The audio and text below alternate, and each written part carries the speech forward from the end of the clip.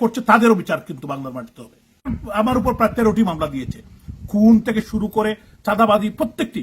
আমরা এর নিন্দা প্রতিবাদ জানাই। সবাই আত্মগোপনে আছেন। কেন আত্মগোপনে আছেন? যে আপনারা কোথায়? আপনাদেরকে আপনারা পালিয়েছেন? আমরা পালিয়ে নাই, আমাদের অবস্থান পরিবর্তন করেছি। আমরা জানতে পেরেছি যে ডক্টর ইউনূস সাহেব একটা চিঠি দিয়েছেন জাতিসংঘের কাছে যে হত্যাযজ্ঞ যে হয়েছে এই হত্যাযজ্ঞের বিচার চেয়ে। তো আমি বলতে চাই, এই হত্যাযজ্ঞের বিচার হলে তো উনার বিচার তো প্রথম হতে হবে। উনি দায়িত্ব নেওয়ার পর প্রায় 10,000 নেতাকর্মীকে হত্যা করা হয়েছে, পুলিশ হত্যা করা হয়েছে। এই বিচারের কাঠগড়ায় উনাকে দাঁড় করাতে হবে।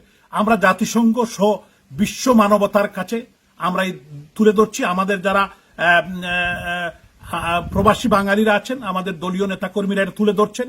আমরা এই জোরপূর্বক যারা ক্ষমতা আছে, যারা জোর করে ক্ষমতা দখল করে আজকে পার্লামেন্টে প্রায় 10,000 কোটি লাগবে এটা জ্বালিয়ে দিয়েছে, এবং আপনার 32 নম্বর জ্বালিয়েছে, গণভবন জ্বালিয়েছে, আওয়ামী লীগের আমাদের 2টি অফিস জ্বালিয়েছে, ঢাকা শহরে 3টি অফিস জ্বালিয়েছে, এবং এরকম শত শত বাড়িঘর। আমি কত বলবো?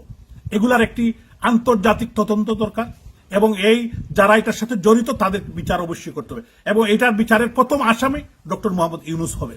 আমি বিশেষ করে, এবং তার যারা সহযোগী তাদেরকে, তারা যে আজকে আমাদের বাড়ি বাড়ি গিয়ে খুঁজে তারা আমাদের নেতাকর্মী হত্যা করছে, আমি মনে করি যে তাদেরও কিন্তু বাড়িঘর আছে, তাদেরকে এটা বুঝতে হবে।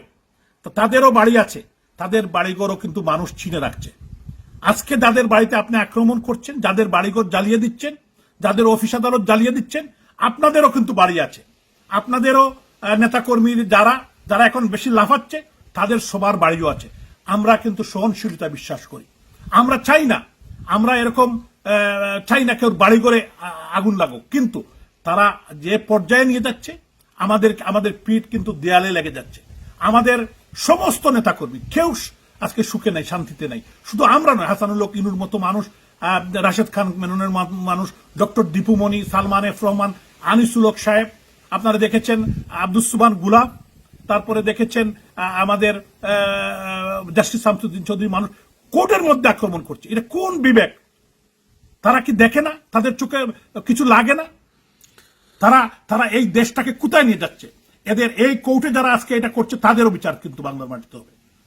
আজকে যারা বিচারপতিরা এটা করছে, আজকে মিথ্যা মামলা, মাননীয় প্রধানমন্ত্রী, বঙ্গবন্ধু কন্যা শেখ রেহানা সহ আমাদের দলীয় নেতৃবৃন্দের উপর মিথ্যা মামলা। আমার উপর প্রায় 13টি মামলা দিয়েছে, খুন থেকে শুরু করে চাঁদাবাজি প্রত্যেকটি।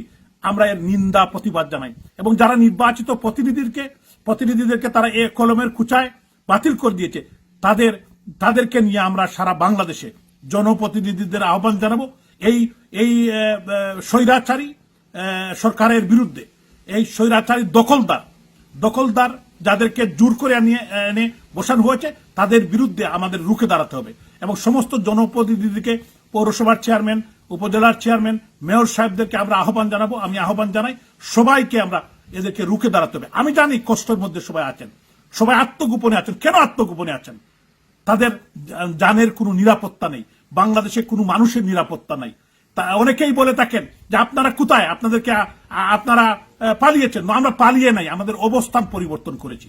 আমরা এই বাংলার মাটিতে আবার আসবো, এই বাংলাদেশেই আমরা থাকবো।